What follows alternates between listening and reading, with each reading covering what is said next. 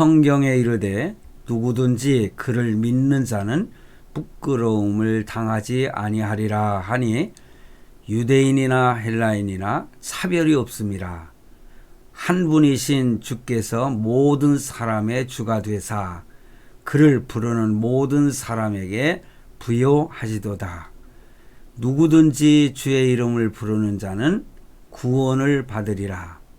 그런즉 그들이 믿지 아니하는 이를 어찌 부르리요?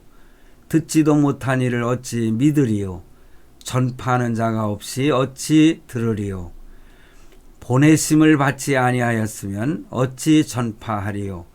기록된 바 아름답도다. 좋은 소식을 전하는 자들의 발이여 함과 같으니라. 아멘. 오늘 본문의 말씀은 참 예수 믿는 우리들에게 없어서는 아니 될, 또 몰라서는 아니 될 아주 귀한 말씀이라서 어찌 보면은 늘 교회 안에서 귀가 닳도록 듣던 그런 내용이 될 수도 있습니다. 그렇지만은 이것이 우리에게 얼마나 유익이 되는가, 이 말씀이 오늘 말씀을 통해서, 설교를 통해서 더 깊이 깨닫고 하나님의 큰 은혜를 더 체험할 수 있는 복된 시간이 되기를 간절히 바랍니다. 제목을 제가 이렇게 잡았습니다. 귀신도 하나님을 귀신같이 아는데 당신은 왜 모르시나요? 그렇습니다. 귀신도요, 귀신같이 하나님을 알아요. 그런데 하나님을 모르는 사람들이 얼마나 많은지 몰라요. 부지기수입니다.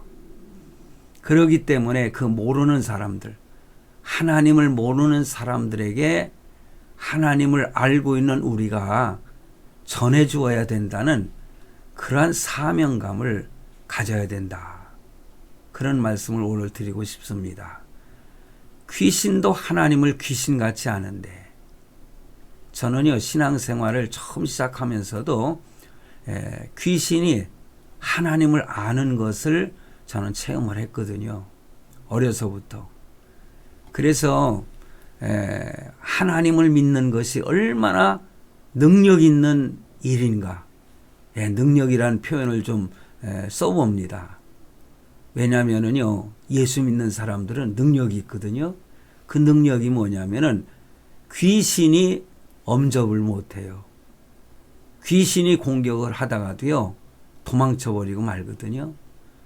저는 어려서 무당에게 굉장히 미움을 받았어요. 제 모친께서 무당을 시험아들 삼고, 그래서 그 친구가 저를 그렇게 곱게 보지는 않았지만은, 저는 그 사람을 말하는 게 아니고, 제가 국민학교 그리고 중학교 다닐 때에 가난하게 살았기 때문에 친구 집에 이렇게 월세를 주고 새를 살았던 적이 있어요. 근데 그 친구의 모친이 사실은 무당이었거든요. 그래서 저는 무당집에 살았어요. 근데 제가 중학교 다닐 때에 학교가 좀 멀고 그래서 저는 학교 기숙사에 머물고 있었거든요. 그러다가 일주일에 한 번씩 아니면 2주일에 한 번씩 집에를 갑니다. 그런데 어머니가 저한테 그래요. 니놈 때문에 이 집에서 쫓겨나게 됐다. 그러는 거예요. 왜 나 때문에 이 집에서 쫓겨납니까? 야, 순태미가 너 때문에 도저히 못 견디겠다고 우리 보고 이사 가란다. 이사 가래. 어머니가 그러는 거예요. 그게 무슨 말씀이냐 그랬더니, 네가 예수 믿기 때문에 무당인 그 순태 엄마가 팔리질 않는데, 그러니까 불러주는 사람이 없다는 거예요. 그러면서 저를 갖다가 쫓아내야 되겠다는 그런 마음으로 저희 모친에게 당신 방 빼라고 그랬다는 겁니다. 그래서 저는 그래요. 속으로는 웃으면서 겉으로는 이거 어떡하지? 뭐 같이 어머니하고 걱정하는 표현을 했습니다마는 제가 예수 믿고 성령 하나님께서 나와 함께 하시니까요. 그 무당이 무당 노릇을 못 하는 거예요. 예? 그게 같은 집에 살고 있으니까는 사단이가 제 역할을 잘 못하는가 봐요. 그게 무당 노릇을 못하겠다는 거예요. 저는 그때 이미 예수 믿고 하나님이 나와 함께 하시니까는 내가 능력 있는 사람이로구나. 뭐 제가 여러 가지 경험하는 것을 참 말씀을 드리자면 사실 한도 끝도 없습니다. 그래서 귀신도요 하나님을 귀신같이 안다는 거죠. 그런데 왜 하나님을 모르는 사람들이 있는가? 안타까운 일이 아닐 수가 없습니다. 내 자신을 생각해도요, 정말 하나님을 안다면은 내가 어떤 신앙생활을 해야 될 것인가? 이것도 좀 더 깊이 생각해 봐야 되지 않겠는가? 그래서 오늘 제가 구원을 받는 과정에 대해서 잠시 말씀을 드리고자 합니다. 오늘 본문 말씀에서 그 말씀을 하고 있어요. 그래서 저는 내적인 과정과 외적인 과정 이렇게 저는 구분을 좀 해봤습니다. 내적인 과정은 무엇인가 하니 그 구원의 서정이라고 많은 신학자들이 말을 합니다. 우리 개혁주의에서도 그 내적인 그 구원의 서정에 대해서 제가 좀 말씀을 드리겠습니다만은 오늘은 제가 그 내적인 것을 설명을 하고자 하는 것이 아니라 외적인 것, 우리가 예수 믿으면 믿게 되는 과정이 있다는 거죠. 외적으로 나타나는 그러한 일들, 그 과정을 오늘 제가 몇 가지를 말씀을 드리고자 하는 것입니다. 나 자신도 그런 외적인 것에 의해서 하나님 앞에 부르심을 받았고 많은 사람들도 그렇게 그 과정을 통해서 하나님 앞에 나와서 믿음을 고백하고 구원의 확신을 가지고 정말 하나님의 자녀가 되는 그러한 사람들을 우리가 발견하거든요. 왜냐? 전도하니까 그렇습니다. 전도를 하면 그 과정이 꼭 필요하고요. 그 구원을 받는 그 성도는 내적인 변화가 구원의 서정처럼 이렇게 변화가 일어나는 것을 발견을 합니다. 근데 오늘은 제가요, 입술로 먼저 표현을 해야 된다. 예수 믿는다고 입술로 시인을 해야 된다. 이것을 저는 오늘 좀 더 강조를 하려고 합니다. 제가 지난 주일날 설교하면서 제가 얼마 전에 전도했던 자매가 당신은 구원받은 하나님의 자녀입니까? 이렇게 이제 나중에 복음을 전하고 나서 질문을 할 때 대답을 못 하더라고요.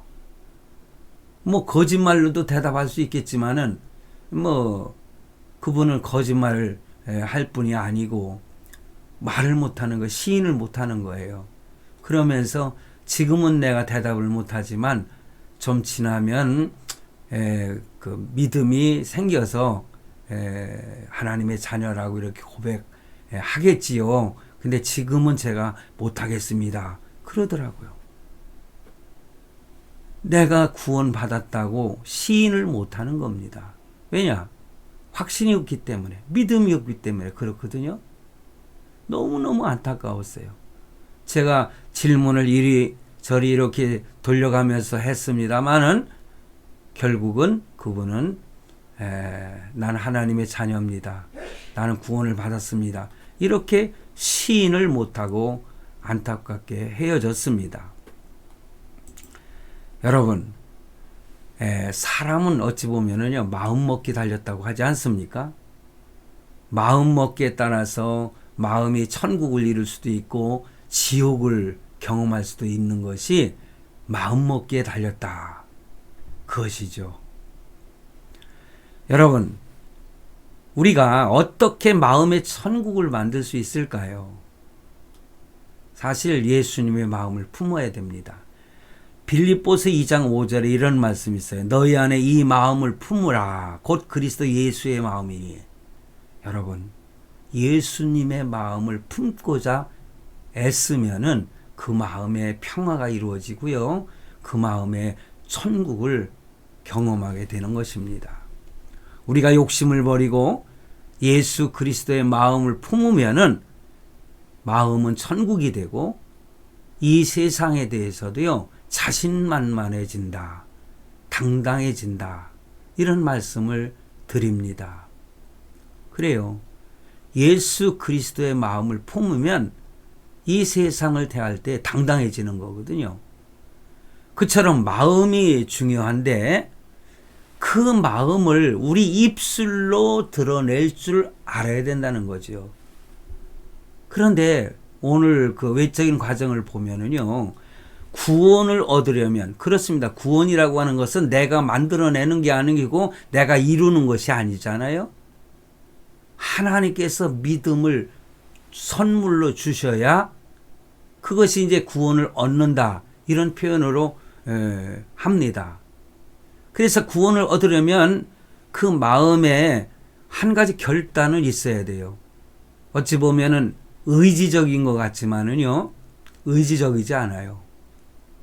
성령 하나님께서 내 마음을 사로잡으시고, 제가 전도한 자매가 그 예를 들어서 정말 시인을 하지 못하는 것은 성령 하나님이 강하게 역사하지 않았기 때문에 그래요. 근데 성령께서 그 마음에 믿음을 주시면은요, 그 스스로가 표현하고 결단의 표현을 하는 것 같지만은 성령 하나님께서 시인하도록 그렇게 역사를 하시는 것입니다. 근데 그것이 우리 인간 편에서 볼 때는 내 스스로가 마음의 결단을 하는 것이다, 그렇게 표현할 수가 있는 것이죠. 그냥 오늘 본문 10절 말씀에 보니까 사람이 마음으로 믿어 의에 이르고 입으로 시인하여 구원에 이르느리라. 그러니 말로 이렇게 시인하는 거요, 어찌 보면은 믿음 니콜 말의 시인이에요. 시인. 그래서 믿음이 있는 사람은 입술로 시인을 하게 되는 거예요. 인정을 한다, 이것이죠.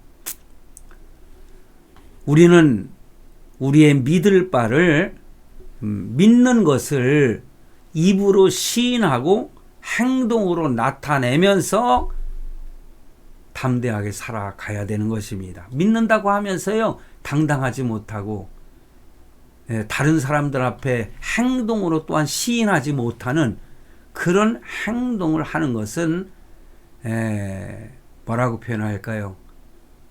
믿음이 없다, 이렇게 단정 내리기는 어렵습니다만은, 그러나 믿음이 연약한 것이죠. 믿음이 강해야 되는 것입니다. 우리나라 사람들은 마음에 이렇게 품고 있어도 별로 그렇게 말로 표현하기를 부끄러워하고 그러지 않습니까? 사랑하는 사람에게 사랑한다, 이 말 표현을 그렇게 쑥스러워하고, 사실 저도 마찬가지예요. 그래서 사랑한다는 표현을 하지 못함으로 인해서 상대편이 나를 오히려 의심하고 의욕을 갖는 이런 경우도 없지 않아 있는 것이 우리 대한민국 사람들 아닙니까? 한국 사람들 아닙니까? 그래서 사랑합니다 라는 표현이 뭐가 그렇게 어렵냐. 마음에 사랑하는 마음이 있으면은 당당하게 나는 당신을 사랑해요, 이렇게 말할 수 있어야 된다, 그것입니다. 우리가 예수 그리스도를 진정으로 사랑한다면은 날마다 내가 믿는 예수 그리스도를 증거하는, 입술로 증거하고 또한 우리의 행동으로 증거하는 그런 삶을 살아가는 성도가 되어야 되지 않겠습니까? 내가 만나고 내가 체험한 예수님을 사람들 앞에서 자신만만하게 시인하고 믿는 사람답게 행동을 할 수 있는 그런 성도, 그런 하나님의 자녀가 되시기를 바랍니다. 자, 제가 구원에 이르는 과정에 대해서 말씀을 드린다고 했잖아요.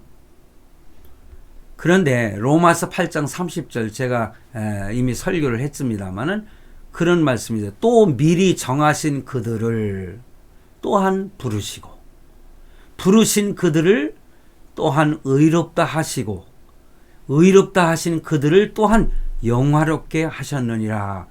이렇게 구원의 서정을 말씀하고 있습니다.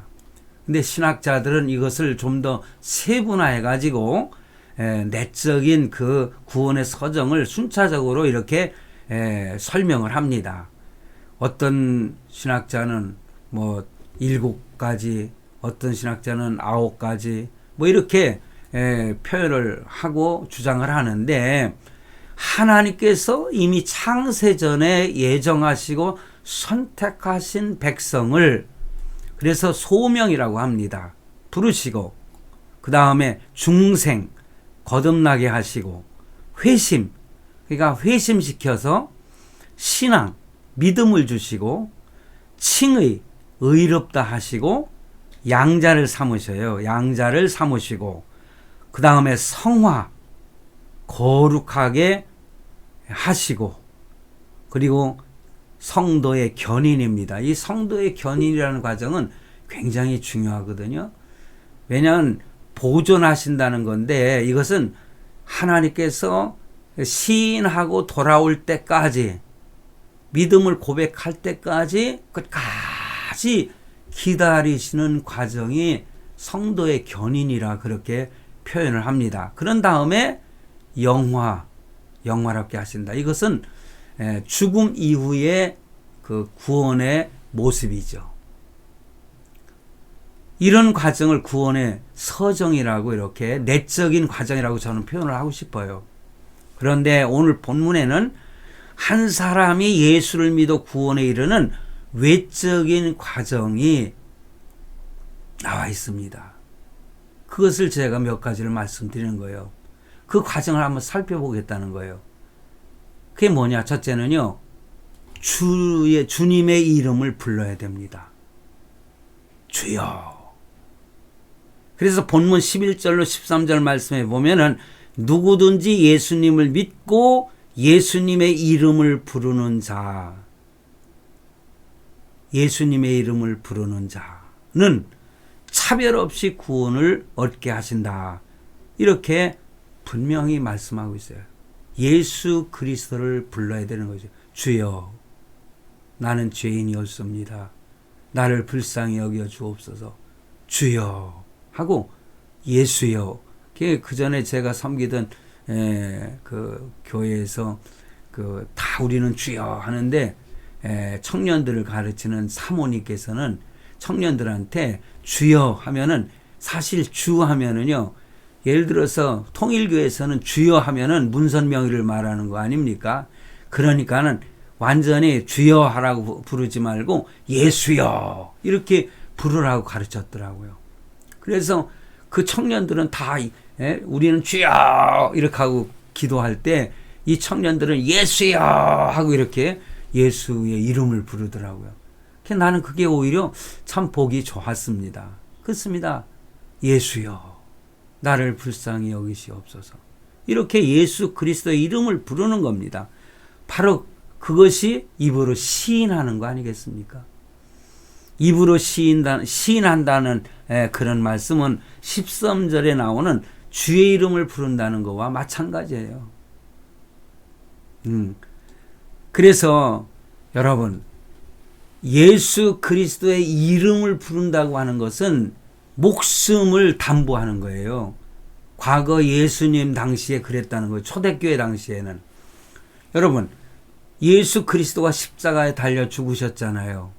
그 당시에 유대 나라는 로마의 속국이었습니다. 로마는 그 가이사를 황제를 신으로 모이거든요. 그 일본은 있잖아요. 그 황제를 갖다 천황을 갖다가 신적인 위치에 놓고 신으로 섬기지 않습니까? 마찬가지로 로마 시대에는 황제를 신이라 했어요. 그래서 내가 주여라고 하는 것은 가이사를 부르는 거였어요. 그런데 만약에 그 초대교회 당시에 예수님을 이름을 부르면서 나의 주님이라고 부르는 것은 아주 어려운 일 아니었습니까? 왜냐? 목숨을 담보하는 거예요. 그래서 로마 병사들이 만약에 예수를 향해서 주여라고 부르면은 잡아다가 처형을 하는 것이죠. 그래 그 당시에는 예수 그리스도를 주님이라고 부르기가 너무너무 힘들었죠. 제가 지난 주일에도 뭐 어떤 소녀의 이야기를 제가 말씀을 드렸습니다마는 참 그 당시에 예수 믿는 성도들이 예수 그리스도를 주님이라고 고백하는 것이 너무너무 무서운, 목숨을 내놔야 되니까. 그런데 참 믿음의 선진들은요, 예수 그리스도가 나의 주님이라고 당당하게 고백하면서 장렬하게 죽어갔던 것을 역사는 말해주고 있습니다. 비록 지금 우리가 살고 있는 이 시대에는 목숨을 담보하지는 않지 않습니까? 내가 예수 믿는다고, 예수를 구주로 섬긴다고 해서 누가 나를 해코지 할 사람이 어디 있겠어요? 신앙의 자유가 있는데. 그러나 이러한 상황에서도 정말 나의 구주 예수 그리스도를 나의 주님입니다 라고 목숨을 담보로 하는 것처럼 그렇게 고백할 수 있는 신앙인이 되어야 된다. 저는 그 말씀을 드리고 싶은 거예요. 주님을 나의 주님으로 진심으로 고백할 수 있는 성도가 되시기를 바랍니다. 때로는요, 우리에게 내가 믿는다고 했을 때에 혹시라도 손해볼 수 있는 그런 상황이 있을 수도 있어요. 사람들로부터 조롱도 받을 수 있는 상황도 있습니다. 그렇게 어려움이 예상되는 그러한 상황도 우리가 겪을 수가 있지만은 그러한 상황에서도 용감하게 예수님을 나의 주님으로 시인할 수 있는 그러한 성도, 그 성도는 바로 구원받아 하나님의 자녀라, 그것입니다. 그게 외적인 이러한 과정이죠. 예수 그리스도를 주님이라고 고백하고, 누가 있어도 어떤 사람이 있어도 나는 당당하게 예수 믿는 성도라고 말할 수 있는 그런 외적인 시인하는 모습이 있을 때 진정한 하나님의 자녀다, 그것입니다. 그리고 주님을 믿어야 되는 것입니다. 믿는 믿음을 가져야. 자, 그런데 누가 예수님을 주로 시인할 수 있을까요? 예수님을 믿는 사람만이 시인할 수 있는 거 아니겠습니까? 그러니까 시인하는 것과 믿는 것과 같은 의미라고 말씀을 드렸지만은 14절 본문 말씀에 보니까는 그런즉 저희가 믿지 않은 이를 어찌 부르리요, 이렇게 분명히 말씀하고, 내가 예수 그리스도를 믿음으로 예수여 하고 이렇게 부를 수가 있는 거 아니겠느냐, 그런 말씀인 것입니다. 좀 전에도 말씀드린 걸 거듭 말씀을 드립니다마는 그 초대교회 당시에 주의 이름을 부르는 그 사람은 목숨이 위태하기 때문에 주님에 대한 철저한 믿음이 없이는 못한다는 거죠. 그러므로 믿음, 그렇습니다. 믿음이라고 하는 것은 하나님의 선물이죠. 그 믿음을 소유한 자만이 구원을 받은 자라는 겁니다. 그러므로 믿음이라고 하는 것은 뭡니까? 내가 주님께서 나에게 믿음을 주심을 확신한다면은요, 내가 전적으로 주님께 맡기는 거 아니겠어요? 이것은 지적인 동의가 아닙니다. 믿음이라고 하는 것은 아는 것으로 믿음이라고 할 수가 없어요. 그래서 아는 것과 믿는 것은 다르다. 그래서 오늘 제목을 제가 그렇게 잡은 겁니다. 귀신도요, 귀신같이 하나님을 알아요. 에? 그러나 알기는 알아도 그 귀신이 믿지를 못하는 거죠. 제가 교회를 개척하고 얼마 동안 귀신과 많이 그 싸우는 과정을 경험을 했다고 말씀을 드렸죠. 그때에 귀신이 하는 소리가 그거예요. 뭐 자기네들, 제가 말씀드린 바가 자기네들도 구원을 받을 수 있는 그런 말씀이 있는가. 지네들은 고문이라는 게 있는데 이 고문은 그런 연구만 한다고 그랬잖아요. 그런데 구약을 다 연구를 끝냈는데 구약에는 없다는 거예요. 그래서 신약이 아직 뭐 마무리가 안 됐다고 하면서 그게 사실인지 아닌지는 모르지만은 마무리가 안 됐기 때문에 아직은 자기네들이 구원받을 수 있는 길이 있을 수 있다.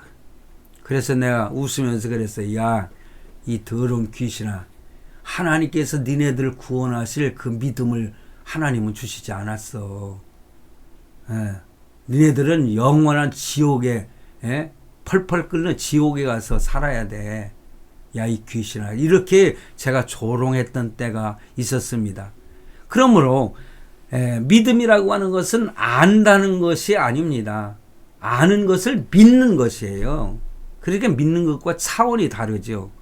그래서 어떤 사람은 신앙생활을 오래 했기 때문에 뭐 성경에 대해서 빠삭합니다. 뭐 정말 성경 실력이 대단해요. 그런데 그것에 대한 믿음이 없다는 거. 그 사람은 구원받은 하나님의 자녀가 아니죠. 아는 것만 가지고 말한다면은 제가 말씀드렸듯이 귀신도요, 귀신같이 알아요. 하나님을. 그래서 마가복음 5장 7절 말씀에 거라사 지방에 귀신 들린 자가 떠들어대잖아요. 예수님에게. 지극히 높으신 하나님의 아들 예수여, 나와 당신이 무슨 상관이 있나이까. 귀신이 예수님을 알아본 겁니다. 하나님의 아들 예수여. 이렇게 귀신은 귀신같이 예수님을 알아보는 거예요. 그처럼 귀신이 주님을 안다고 해서 귀신에게 믿음이 있다, 그렇게 말할 수 있겠습니까? 아닙니다. 그러므로 내가 성경을 갖다 뭐 100독을 했느니 200독을 했느니 하면 성경을 막 줄줄줄 외우기도 하고 꿰는다 할지라도 진실로 예수 그리스도가 나의 구주라고 하는 사실을 믿지 못하면은 그 사람은 지식으로 끝나는 거지 믿음이 아니라는 거, 구원받지 못하는 것입니다. 결국은 믿음이란 뭡니까? 예수 그리스도에게 자신을 완전히 맡기고 예수님 안에서 한없는 평강을 누리는 것, 그것이 믿음인 것입니다. 하나님께 나의 생애를 맡기는 겁니다. 내가 지금 어떤 상황이 있더라도 주여, 나는 주님을 믿습니다. 나는 주님만 의지합니다. 여러분의 언어나 생활이나 어떤 사업을 할 때, 어떤 신앙생활 할 때 이렇게 모든 것을 주님께 맡기며 살아가고 있는지 한번 스스로 자각하는 그런 시간이 되길 바랍니다. 그리고 아직도 나의 모든 것을 주께 맡기지 못한다면은 맡기는 믿음을 가지십시오. 그런데 여기서부터 제가 드리고 싶은 말씀은 우리 믿는 성도들이 어떻게 전도를 해야 될까? 그래야 복음을 듣는 자가 구원을 받는 거 아니겠습니까? 그러니 들을 기회가 있어야 된다는 거죠. 뭐를? 복음을. 그러니 복음을 전해야 될 사람들이 있어야 된다는 거죠. 그래서 복음을 듣지 아니하고 어찌 믿으리요? 그런 말씀이 있어요. 그래서 본문 14절에 뭐라고 그랬습니까? 듣지도 못한 이를 어찌 믿으리요? 예수를 듣지 못했어요. 그런데 예수가 이 땅에 오시기 전에, 예수께서 오시기 전에, 아니면은 예수하고 예수님과 상관이 없는 나라들, 옛날 고대 사람들, 그런 사람들은 예수님을 알지도 못하는데 그 사람들은 구원받을까요? 구원받지 못할까요? 이런 질문도 서로 주고받는 경우도 있죠. 그런데 저는 분명히 말합니다. 그거는 하나님께서 알아서 하실 일이라 이거죠. 그것을 뭐 그런 사람도 뭐 구원을 받는다, 그런 사람들은 구원을 받지 못한다, 이렇게 우리가 논쟁을 해서 그것이 해결될 문제가 아니거든요. 그러니까는 예를 들어서 또 어린아이가 그 태어났는데요. 어떤 인지 능력이 없을 때 세상을 떠났어요. 그럼 그 어린아이는 구원을 받았을까요? 구원을 받지 못했을까요? 그것도 바로 그겁니다. 그것도 하나님이 알아서 하실 일이에요. 내가 그 아이가 구원을 받았다, 구원을 받지 못했다, 결론을 내릴 수가 없는 거 아니겠습니까? 그런데 엉뚱하게 이런 걸 가지고 서로 논쟁하면서 네가 옳으니 내가 옳으니 아무런 소용없는 일이라 이거죠. 그런데 분명히 알아야 될 것은 인지할 수 있는 능력 있는 사람들에게는요, 예수 그리스도를 전하는 사람이 있어야 돼요. 복음을 들어야 돼요. 복음을 들을 수 있는 기회가 필요한 것입니다. 그래서 바로 복음이라고 하는 것, 믿음은 복음, 즉 하나님의 말씀을 이게 듣는 것으로부터 출발을 하는 것이죠. 그러므로 우리는 사람들에게, 하나님을 알지 못하는 사람들에게 복음을 들을 수 있는 기회를 제공을 해야 된다. 것입니다. 때로는요, 우리는 전도를 그렇게 어렵게 생각할 필요가 없어요. 저는 목회할 때 성도들에게 그랬습니다. 전도는 쉬운 것이다. 전도는 쉬운 것이다. 왜냐? 전도는요, 복음만 전하면 되는 거예요. 그 복음이라고 하는 것도 제가 지난 주일날 제가 여기에 보면은 과정이 있지 않습니까? 이런 과정을 다 설명을 하고 마지막에 가서 영접하게 하고 그 다음에 영접 기도도 하고 하는 그 과정이 이 전도지에 들어있어요. 그런데 저는 분명히 말씀드릴 수 있는 것은 이런 거 설명 다 하지 않아도요, 예수 믿으세요. 예수 믿으세요. 예수 믿어야 천국에 갑니다. 구원받습니다. 이렇게 짧게 말을 해도요, 이게 전도하는 거거든요. 그러면 성령 하나님께서 그 순간 역사하시는 거예요. 그래서 이 과정, 어떤 통계에 보면은요, 제자 훈련을 받은 성도보다 제자 훈련을 받지 못한 성도가 전도하는 율이 더 높다는 겁니다. 제자 훈련을 받은 성도는 그 과정 하나하나를 다 이렇게 설명을 하다 보면은요, 지루하게 돼가지고 그냥 그 듣는 사람이 그냥 떠나버리고 만다는 거예요. 여러분, 요한복음 1장 39절에 보면은 예수님도 한마디 했어요. 와봐라. 한번 와보라. 요한복음 1장 46절에도 빌립도 그랬어요. 나다나엘에게 한번 와보라. 예수 그리스도에게 한번 와보라.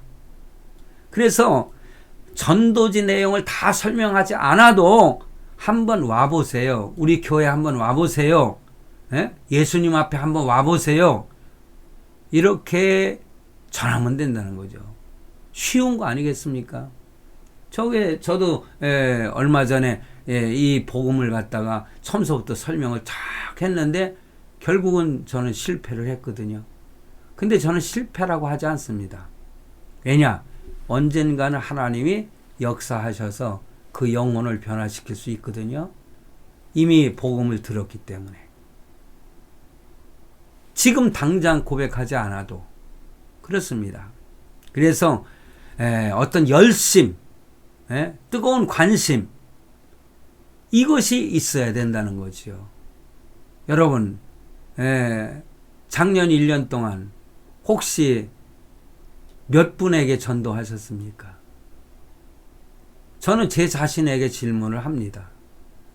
그래서 대개 이제 만나는 사람이 많이 있잖아요. 그 중에 이렇게 처음 만나는 사람한테 혹시 교회 다닙니까? 아니요. 그럴 때는 이제 이 사람이 예수 믿지 않는가 보다 생각이 들어서 예수 믿으십시오. 저는 이 말을 꼭 던지거든요. 예수 믿으세요. 그분이 어떻게 생각하든 간에. 그래서 전도라고 하는 것은 성경 지식으로 하는 것이 아니에요. 관심이 있어야 되고 열정이 있어야 된다는 거죠. 그러므로 최선을 다해서 우리 교회 한번 와보세요.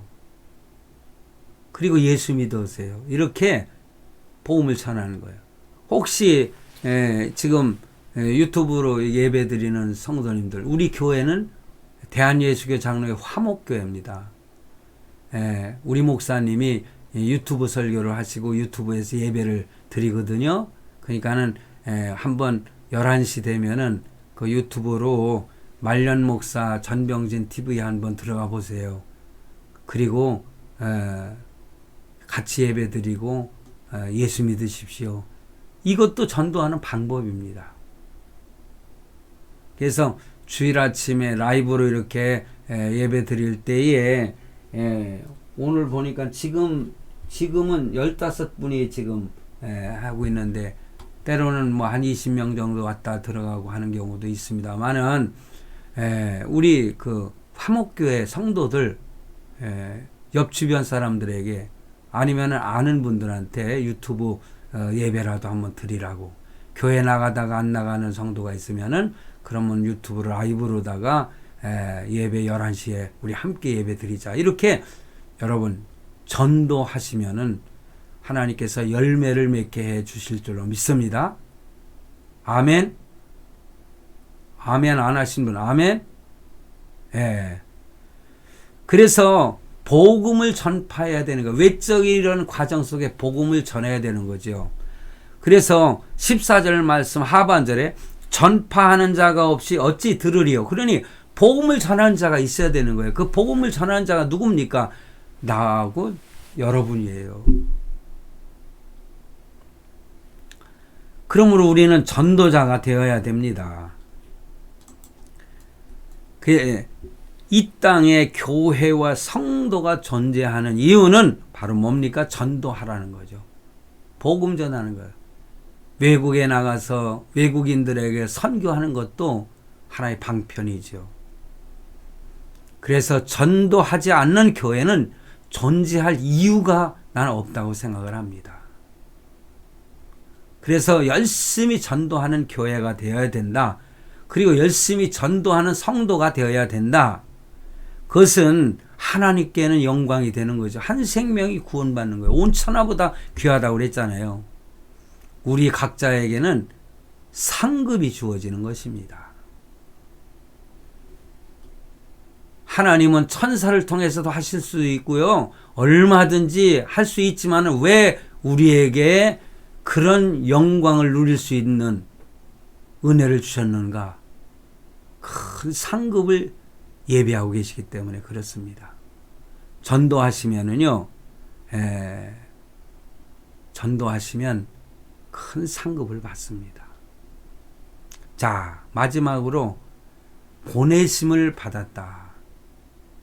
여러분, 15절 말씀의 상반절에 보내심을 받지 않으면 어찌 전파하리요. 그러므로 선교사도 파송하는 거 아니겠어요? 이렇게 보내심을 받는 거예요. 저도 10년 전에 인도에 선교사로 파송돼서 그 선교를 좀 했었는데, 여러분, 우리가 국내에서도 마찬가지예요. 그래서 저는 목회할 때에 항상 예배 후에 전도 파송을 하고 나중에는 그 보고도 받고 그런 적이 있습니다만은 보내심을 받는 것, 여러분들을 보내심을 받는 자가 되시기 바랍니다. 하나님께서 저와 여러분을 보내신 거예요. 그래서 15절 하반부에 보면 결론적으로 말하고 있어요. 기록된 바 아름답도다 좋은 소식을 전하는 자들의 발이요. 복음을 전하는 사람들의 발이 그렇게 아름답다고 표현하고 있지 않습니까? 이 세상에서 가장 아름다운 발이 뭡니까? 천하보다 귀한 생명을 구원하기 위해서 열심히 전도하러 나가는 그 발이 가장 아름다운 발이라고 말씀하지 않습니까? 우리는 그냥 최선을 다할 뿐입니다. 내가 복음을 전하는 자가 듣든지 안 듣든지 간에 그는 그 다음에는 하나님이 하실 일이거든요. 그러므로 성령께서 도와주실 것을 믿으시고 우리는 나가야 되는 것입니다. 그러므로 참 신앙을 가진 사람은 반드시 복음을 전파하는 전도자가 된다는 거죠. 그래서 마음으로 믿는 것과 입으로 시인하는 것은 같은 말이라고 그랬지 않습니까? 내가 믿는 예수를 겉으로 나타내야 되는데 겉으로 나타내지 못하고 다른 사람들에게 시인하지 못한다면 아직도 믿음이 부족하다. 마태복음 28장 19절로 20절은요, 그 지상명령이라고 했습니다. 지상명령. 그게 뭡니까? 세상에 복음을 전파하라는 말씀이에요. 우리가 전도라고 하는 것은요, 해도 되고 안 해도 되고 하는 선택의 여지가 있는 게 아니에요. 무조건 해야 되는 거야. 왜냐? 전파하라는 것은 절대 명령이기 때문에 그렇습니다. 여러분, 다니엘서 12장 3절에 이런 말씀도 있어요. 많은 사람을 옳은 대로 돌아오게 한 자는 별과 같이 영원토록 비추리라. 그러니까 전도하는 사람은요, 별과 같이 영원토록 비친다는 거예요. 그게 스타가 되는 거지요. 예? 진정한 스타는 뭡니까? 복음을 전하는 자가 진정한 스타가 되는 것입니다. 많은 사람을 옳은 대로 돌아오게 한 자, 별과 같이 빛날 것이라고 분명히 말씀하고 있어요. 우리는 최선을 다해서 전도하는 전도자가 되어야 됩니다. 그래서 귀신도 귀신같이 하나님을 아는데 왜 당신은 모르십니까? 예수 그리스도를 왜 모르십니까? 하나님을 왜 모르십니까? 그러면서 하나님을 예수 그리스도를 전하는 그러한 성도들이 되어서 2024년은 열매를 많이 맺고 하나님께 큰 상급을 받는 저와 여러분이 되시기를 바랍니다.